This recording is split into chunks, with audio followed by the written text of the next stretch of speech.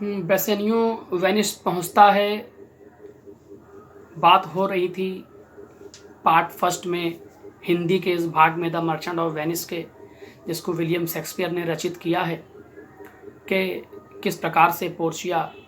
Bassanio, ग्रेशेनियो और नेरिसा विवाह संपन्न करते हैं चर्च में।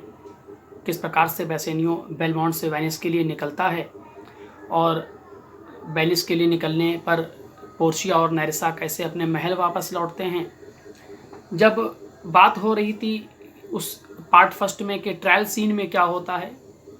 ट्रायल सीन की बात हम लोग इस एपिसोड पार्ट सेकंड में करेंगे। मैं Mohammad Yasin, Acme academy school of learning English से आपका अध्यापक और आप सभी मित्रों का साथी। आप सभी से ये प्रार्थना है कि चैनल को ज़्यादा से ज़्यादा सब्सक्राइब करें और चैनल को शेयर करें, ताकि आने वाले सब्जेक्टिव जो वीडियोस हैं उससे आप अपडेट रह सकें। अब आइए बात करते हैं ट्रायल सीन की इस पार्ट सेकंड में, हिंदी के इस भाग में द मर्चेंट ऑफ वेनिस के। ट्रायल सीन में शाइलॉक और एंटोनियो ड्यूक के सामने दरबार में हाजिर होते हैं और शाइलॉक ड्यूक के सामने ये अपील प्रार्थना करता है कि शपथ पत्र में जो अंकित है वह उसके अनुसार न्याय चाहता है, और उस न्याय के अनुसार उस न्याय की मांग के लिए वो यहाँ आया है और गुहार लगाई है। तमाम लोग जो ड्यूक के दरबार में मौजूद होते हैं, कोर्ट में जो मौजूद होते हैं, वो शाइलॉक को समझाने का प्रयास करते हैं, उसको थोड़ा सा ये उससे अपील करते हैं, प्रार्थना करते हैं और कि किसी भी सूरत में वह एंटोनियो को माफ़ कर दे और कुछ ज़्यादा पैसा लेकर 2 गुना 3 गुना और 4 गुना जो भी लोग समझाने का प्रयास कर रहे थे उतना पैसा स्वीकार करके वैसे शाइलॉक जो है वो एंटोनियो को क्षमा कर दे और इस शपथ पत्र को दरबार में जज के यानी ड्यूक के सामने ही फाड़ दे और इस मुकदमे को ख़त्म करे। शाइलॉक सभी लोगों की बात को ख़त्म कर देता है और सभी लोगों की बात को ठुकरा देता है, इनकार कर देता है, नहीं मानता है और कहता है कि नहीं, मैं तो दरबार आया हूँ, दरबार में मुझे, कोर्ट में मुझे न्याय की गुहार लेकर आया हूँ, मुझे न्याय चाहिए और न्याय मैं चाहता हूँ उस अनुसार जैसा कि शपथ पत्र में अंकित है, इसके अतिरिक्त मुझे कुछ नहीं चाहिए। अब सभी लोग चूँकि हार मान चुके होते हैं, सभी लोग समझा कर थक चुके होते हैं, शाइलॉक किसी बात को तैयार नहीं है मानने के लिए। सेलेरियो जो कि बेलमोंट पहुंचकर सारी बातें पोर्शिया और बेसेनियो को चूँकि पहले ही बता चुका था। पोर्शिया का एक विद्वान भाई है, जिस कज़िन ब्रदर मैंने आपको बताया था पार्ट फर्स्ट के हिंदी के इस भाग में, कि जिसका नाम सेलेरियो है, जो कि एक बहुत विद्वान वकील है रोडा शहर का। और बेसेनियो और एंटोनियो के इस जो पूरे मामले का जो लेन देन था, जिस प्रकार से बेसेनियो ने पैसा उधार लिया था एंटोनियो से और एंटोनियो ने अपने बिहाफ पर शाइलॉक से शपथ पत्र पर हस्ताक्षर करके पैसा अरेंज किया था, प्रबंध किया था, ये सारी बात पोर्शिया अपने कज़िन ब्रदर बेलेरियो से शेयर करती है और उससे मशवरा मांगती है कि इस मुकदमे में क्या किया जा सकता है और किस प्रकार से जो है वो एंटोनियो के प्राणों की, जीवन की रक्षा की जा सकती है। वो मशवरा दे और वो सलाह दे और वो ये चाहती है कि बेलेरियो स्वयं इस मुकदमे की पैरवी करे और एंटोनियो की तरफ से इस मुकदमे को लड़े वेनिस पहुंचकर। बेलेरियो क्षमा प्रार्थी के साथ ये अपनी बीमारी का कारण स्पष्ट करता और कहता है कि चूँकि मैं नहीं आ पाऊँगा, इसलिए मैं तुमको मशवरा देता हूँ और वेनिस शहर के जो नियम हैं, जो वहाँ के कानून और कायदे हैं, जो वहाँ के तौर तरीके हैं, जो रीति रिवाज परंपराएं हैं कानूनी तौर पर,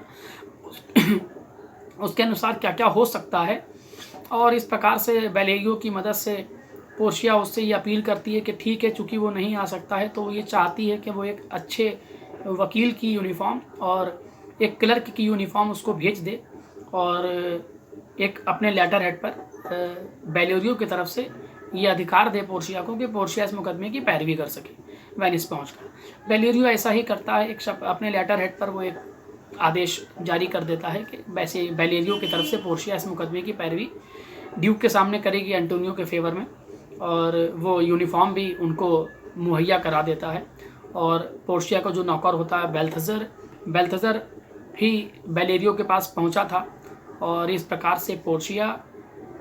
बेल्थज़र से कहती है कि मैं बेलमोंट से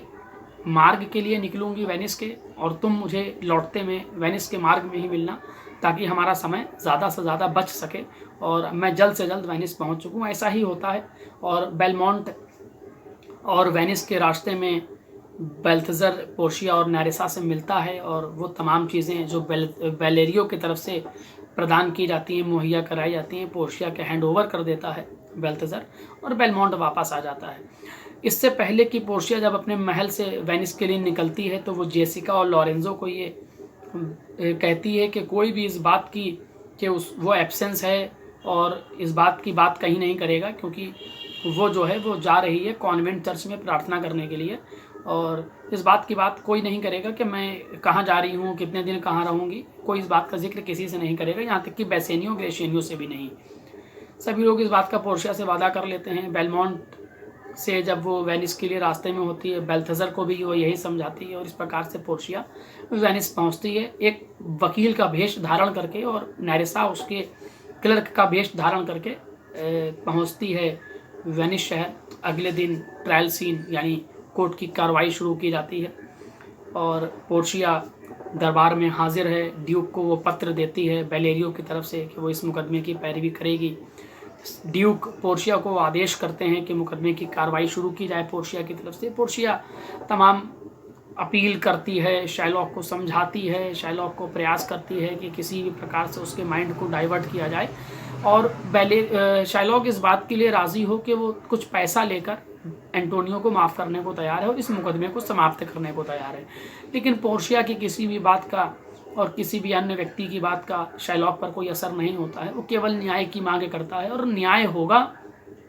जैसा कि शपथ पत्र में अंकित है उसके अनुसार। शाइलॉक की इस बात को सुनकर पोर्शिया एक बार पुनः प्रयास करती है और उसको समझाती है कि स्पिरिचुअल अपील देती है।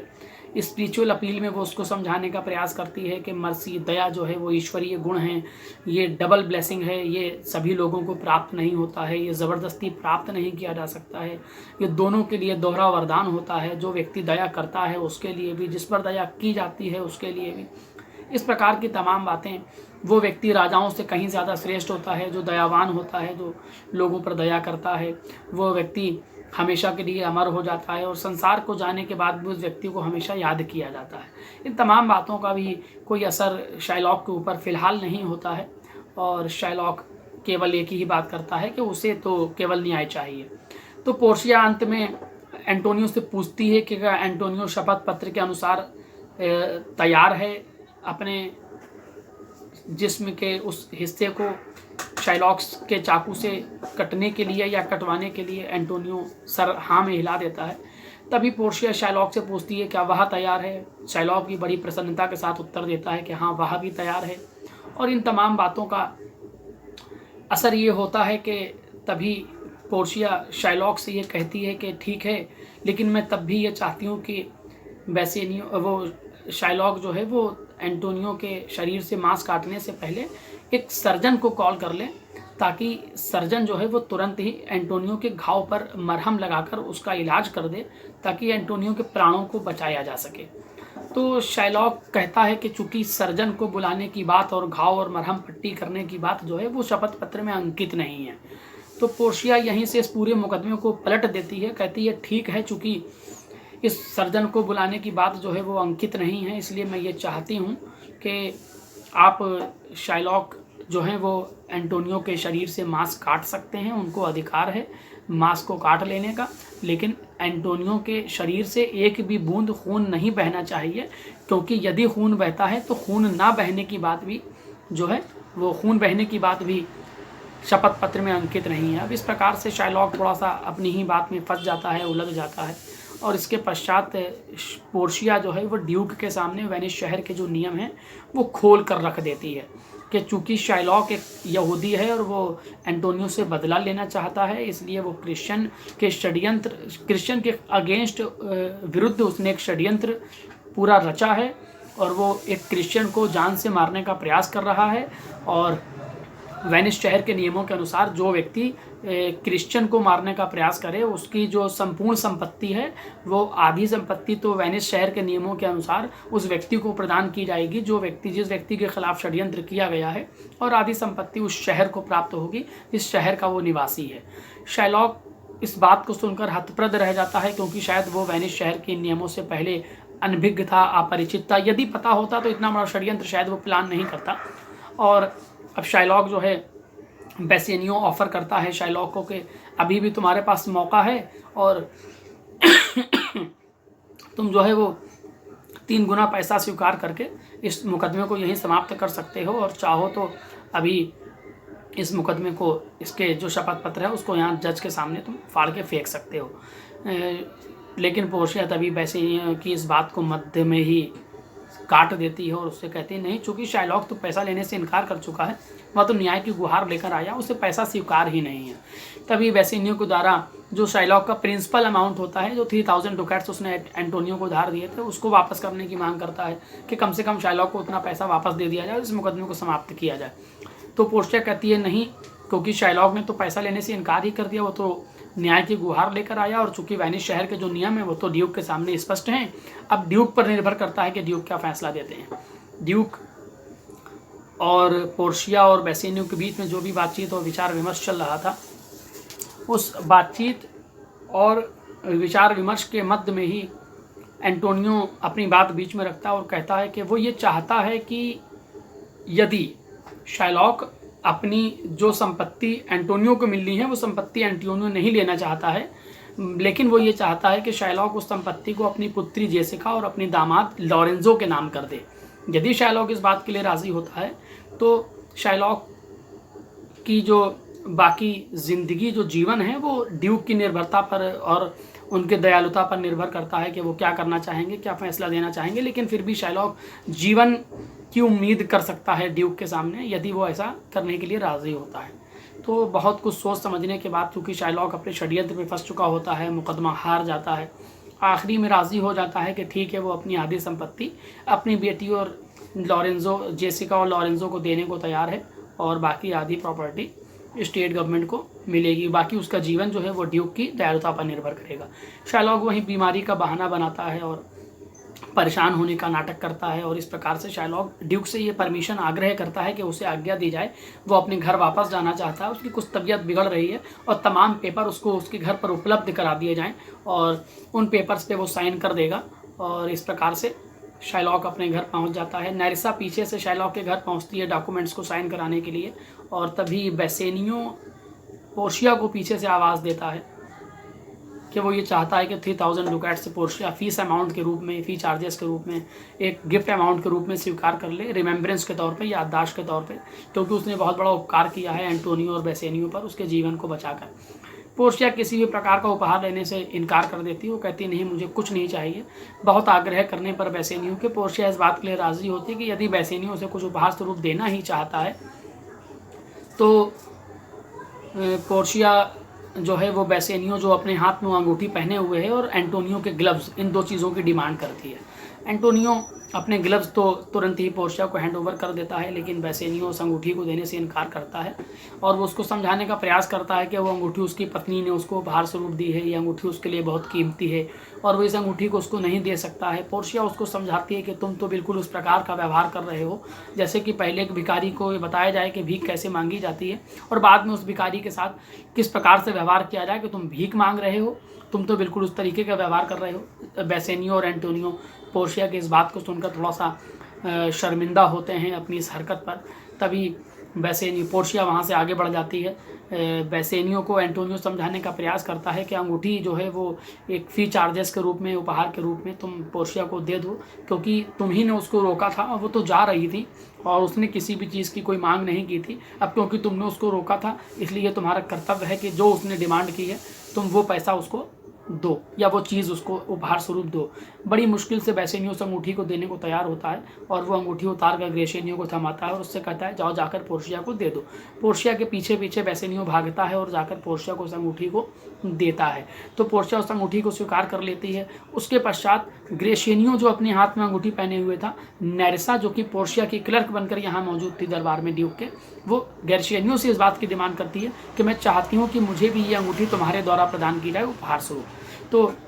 ग्रेशेनियो भी अपनी अंगूठी दे देता है। पोर्शिया बहुत जल्दी में है, ताकि वो बेलमोंट पहुंच सके और बेसेनियो, एंटोनियो और ग्रेशियनो के बेलमोंट पहुंचने से पहले वो बेलमोंट पहुंच जाए, ताकि किसी को भी इस बात का अंदाज़ा ना लगे कि पोर्शिया महल से कहीं गई थी या गायब थी, या ये सारी चीज़ों में पोर्शिया का कहीं कोई रोल है, कोई किरदार है। पोर्शिया के आने की खबर जो है वो जेसिका और लॉरेंजो को उनके संदेश वाहकों के द्वारा दी जाती है। जेसिका और लॉरेंजो पोर्शिया के महल में पोर्शिया के स्वागत की तैयारियां शुरू करते हैं और पोर्शिया और नेरिसा महल पहुंचते हैं। थोड़ी ही दिन और देर के पश्चात बेसेनियो, एंटोनियो और ग्रेशियनो भी पोर्शिया के महल बेलमोंट पहुंच जाते हैं। पोर्शिया के द्वारा एंटोनियो का स्वागत किया जाता है, आदर सत्कार किया जाता है। तभी ग्रेशियनो की उंगली पर नेरिसा की नज़र पड़ती है और नेरिसा ग्रेशियनो से झगड़ना प्रारंभ कर देती है और उससे पूछती है कि वो अंगूठी क्या उसने किसी अन्य स्त्री को दे दी। ग्रेशियनो इस बात की शपथ लेता है, कसम खाता है कि उसने अंगूठी किसी अन्य स्त्री को नहीं बल्कि उस विद्वान वकील की क्लर्क को दी है उपहार स्वरूप, क्योंकि उसने इस बात की मांग रखी थी। ग्रेशियनो की बात पर नेरिसा भरोसा नहीं करती है और दोनों में बहुत देर तक वाद विवाद चलता रहता है। और इस वाद विवाद को सुनने के बाद जब काफ़ी देर तक शोर शराबा होता है तो बेसेनियो और ग्रेशियनो वहीं खड़े होते हैं, नेरिसा भी वहीं मौजूद होती है। पोर्शिया आ जाती है और पोर्शिया पूछती है नेरिसा से कि आखिर क्या बात है और तुम लोगों के बीच में ये क्या वाद विवाद चल रहा है और ये शोर शराबा कैसा। पोर्शिया को नेरिसा समझाती है कि ग्रेशियनो ने अपनी अंगूठी किसी अन्य स्त्री को दे दी है, जबकि उसने वादा किया था कि वो इस अंगूठी को नहीं उतारेगा। पोर्शिया बहुत ही दावे के साथ इस बात को पुख्तगी के साथ कहती है कि उसे बेसेनियो पर पूरा यकीन है कि बेसेनियो तो ऐसा नहीं कर सकता। तभी पोर्शिया बेसेनियो से कहती है कि तुम अपनी अंगूठी दिखाओ, तुम्हारी अंगूठी कहाँ है। पोर्शिया बेसेनियो की उंगली में अंगूठी ना पाकर हतप्रद रह जाती है, स्तब्ध रह जाती है, अचंभित होती है और पोर्शिया भी थोड़ा सा वाद विवाद करती है बेसेनियो से और वो कहती है क्या तुमने भी किसी अन्य स्त्री को दे दी। पोर्शिया को बेसेनियो और नेरिसा को ग्रेशियनो समझाने का प्रयास करते हैं कि क्या क्या माजरा हुआ और किस प्रकार से उनको वो अंगूठी वकील को और उसकी क्लर्क को देनी पड़ी। अंत में एंटोनियो पोर्शिया और नेरिसा को समझाने का प्रयास करता है और उनको बताता है कि बेसेनियो और ग्रेशियनो जो कुछ भी समझा रहे हैं वो सत्य है, उसमें बिल्कुल भी झूठ नहीं है। तो पोर्शिया इस बात का यकीन कर लेती है, एतबार कर लेती है और अंदर चली जाती है। थोड़ी ही देर के पश्चात पोर्शिया वापस आती है और नेरिसा के साथ बेसेनियो और ग्रेशियनो को एक अन्य अंगूठी दोनों थमाती हैं और कहती हैं ठीक है ये अंगूठी लो और इस अंगूठी को तुम दोबारा अब अपनी उंगलियों से मत निकालना। ग्रेशियनो और बेसेनियो उन अंगूठियों को देखकर अचंभित होते हैं, सरप्राइज हो जाते हैं कि ये तो बिल्कुल वही अंगूठियां हैं, उसी तरीके की अंगूठियां हैं जैसी कि अंगूठियां उन्होंने उस विद्वान वकील और उसकी क्लर्क को दी हैं। पोर्शिया पुनः अंदर जाती है और सैलियरियो के द्वारा वो जो पत्र था जो उसने ड्यूक के सामने हाजिर किया था कि सैलियरियो ने परमिशन दी है उसको उसके बिहाफ पर इस मुकदमे की कार्रवाई करने के लिए और एंटोनियो की फेवर में इस मुकदमे को लड़ने के लिए सैलियरियो को उस पत्र को बेसेनियो को पोर्शिया थमा देती है। पूरा राज खुलकर सामने आ जाता है कि पोर्शिया ही उस वकील के रूप में ड्यूक के दरबार में हाजिर थी, नेरिसा उसके क्लर्क के रूप में वहाँ हाजिर थी। पोर्शिया का एंटोनियो और बेसेनियो और ग्रेशियनो धन्यवाद देते हैं। एंटोनियो यह रिमार्क करता है पोर्शिया को कि इस पृथ्वी पर वाकई में यदि कोई देवी है तो वो पोर्शिया है। और इस प्रकार से विलियम शेक्सपियर के शानदार ड्रामे का अंत होता है और ग्रेशियनो और नेरिसा का विवाह संपन्न होता है, पोर्शिया और बेसेनियो का विवाह संपन्न होता है, लॉरेंजो और जेसिका का विवाह संपन्न होता है। तभी पोर्शिया एंटोनियो को भी एक सुखद समाचार सुनाती है कि उसके सभी समुद्री जहाज़ वापस आ गए हैं सक्सेसफुल बिजनेस करके और उसके सभी जहाज़ सुरक्षित हैं। एंटोनियो इस खबर को सुनकर बहुत ही खुश और प्रसन्न होता है और ड्रामे का एक अंत जो है वो बहुत सुखमय अवस्था में, बहुत प्रसन्न अवस्था में, सभी कैरेक्टर्स बहुत प्रसन्न अवस्था में ड्रामे का अंत करते हैं। यदि ड्रामे में कोई व्यक्ति परेशान है, कोई व्यक्ति दुखी है, कोई व्यक्ति कहीं ना कहीं कष्ट में है तो वो सिर्फ एक कैरेक्टर है पूरे ड्रामे का जिसका नाम है शाइलॉक, जो मुकदमा हार चुका है, जो अपनी बेटी हार चुका है, जो अपनी संपूर्ण संपत्ति खो चुका है और जिस व्यक्ति ने थोड़ा बहुत जो सम्मान बचा हुआ था अंत में वो भी खो दिया। इस प्रकार से इस ड्रामे का अंत होता है। अन्य जो इंग्लिश टू इंग्लिश पार्ट्स होंगे Acme academy school of learning English के इस चैनल पर आप सभी पढ़ने वालों के लिए और सुनने वालों के लिए, प्रिय छात्रों और प्रिय मित्रों के लिए वो English to English detailed questions होंगे, कैरेक्टर्स होंगे इम्पॉर्टेंट, और उसका हिंदी वर्ज़न भी आप सभी को समय समय पर इस चैनल के माध्यम से उपलब्ध कराया जाता रहेगा। आप सभी को सप्रेम नमस्कार।